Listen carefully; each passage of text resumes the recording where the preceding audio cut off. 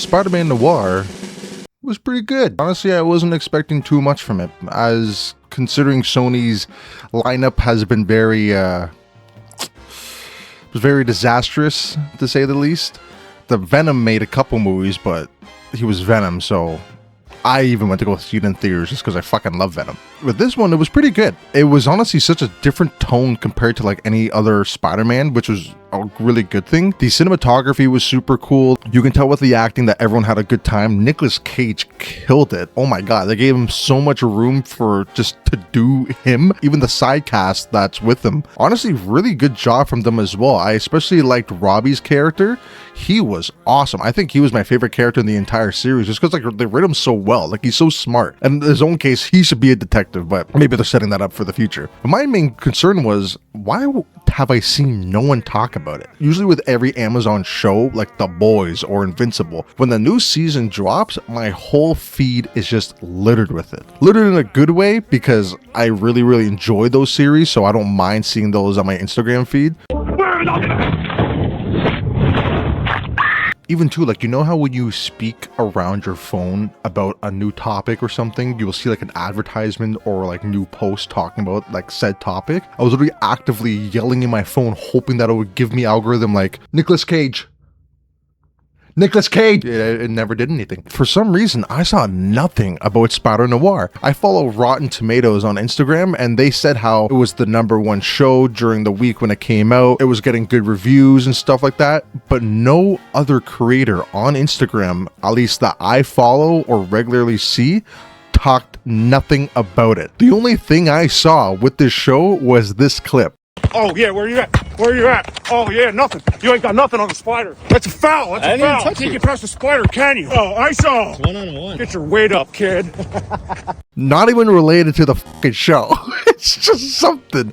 He's just doing a Nicolas Cage impression. Like, I'm surprised no one's really talking about this show, because honestly, in my opinion, with this season, the episodes get better and better and better. It seems like something more significant happens per season. Like the first one, you're kind of like, okay, you know, he's a detective, these are like gonna be his main group, yada yada. Then the second episode really kicked everything off that was gonna happen throughout the rest of the series. There was some pretty good twists happening, a lot of mystery that really channeled throughout the entire season and then got answered in the end, which is, I love mystery, so it just kept me hooked. Super fun series overall too. I really hope they do a season 2, but I am just shocked at how no one is talking about this. Apparently spent $400 million entirely on the series, and neither confirmed or not, but that would mean it nearly has triple the budget that The Boys had, which was crazy because yes, Spider-Man is noir. I was gonna say Spider-Man is noir. Spider-Man is popular, and if you can put a name on anything and you're gonna get viewers to watch, but The Boys was also super big. Everyone knew about The Boys. Even before the series came up, I saw like no advertising for it. I only saw a little bit on YouTube, but that was through my own subscriptions. It wasn't even on the homepage or like recommended to me at all. So it was very weird. I don't know why they wouldn't want to push this. It was a really good show, and like there was a couple times where I thought there was plot holes, but then by the end of either the episode or the season, it was explained. So there wasn't really a lot of shit that was like, yo, that doesn't make any sense.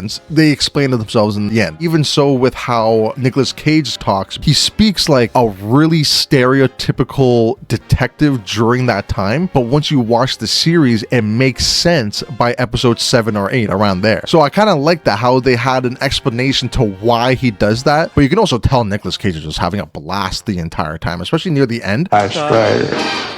Nice work. The way they just allowed him to just be his own character, awesome. If the person has that creativity to just add more things onto the character, to add those characteristics, let them do it. That every time I see an example of that, it always works out and it always improves the character. Honestly, his last movie that I watched him in, the one with Pedro Pascal, that one was really good with him too. I did not expect to like that movie as much as I did, but them both have a very good chemistry, and him with Robbie also has really good chemistry as well. You can feel that they're really close friends, and even with Janet, I'm glad the side characters were actually well thought, well written. Honestly, even if it was just a season 1, I'd be okay with it. It kind of does seem like its own solo season 1 show where it's not needed to continue, But if they want to add more to it, I am super open to it. The green screen was super good as well. There was some moments with Silvermane with the city in the background. It looked very obvious, but for most of it, it was pretty solid. The special effects were pretty good. The fights I found too, especially with Electro, were pretty corny, honestly. Not like any crazy fights going on.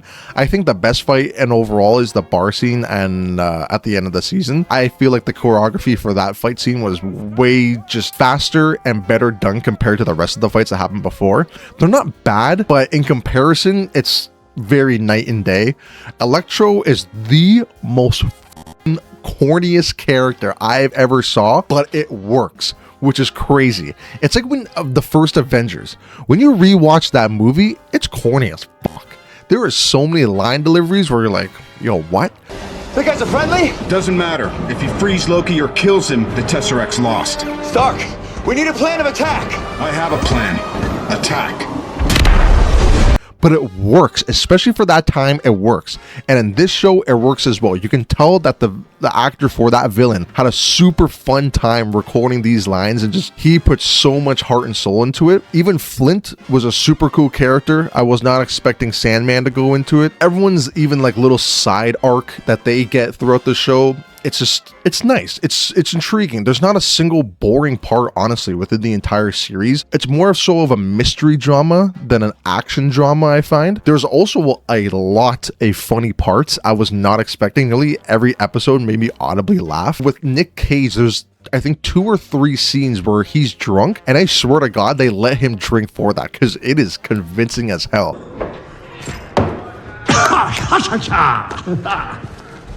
Did you see that? They kicked him in the kingdom. How long's on the house, Bill? So the victor got a spoils, right? Amazing. No complaints, honestly. I can't find a single thing to really be mad about. Fuck Cat, though. I don't know why she had to do that, but if you know the show, you know what I'm talking about. Even at the end, it was such a weird line that she gave Ben at I don't want to spoil it, though. Actually, you know what? Fuck you. I'm gonna spoil it. Near the end, she like walks up to Ben Reilly after Ben saves Flint, and she's like, in another life, I would have gone for you. What the fuck? What kind of shit is that? Like, that is so weird, A, to say in front of Flint. If I was Flint, I'd be like, yo, what the fuck? And secondly, to say that to him, it's like, oh, I'm a B-liner now? I'm plan B? Like, what is that? And I'm glad that he was like, yo, get out of here. But that was the, like, you know what? Fuck you. But she was, like, the villain. So it's like, it's a good, you know. Hey, editing Stu here. First off, I'm finally seeing content. It took for me to record this video to finally get content on my feed. Let's fucking go. But secondly, there was one scene I wanted to talk about in the last episode where he's like super hammered and a group of people come walking in and they start poking fun at the Spider-Man and start roasting him. His problems were he's swinging around burning buildings, saving people. Do you ever think he feels the heat? Or gets sad? Or tired? Or lonely?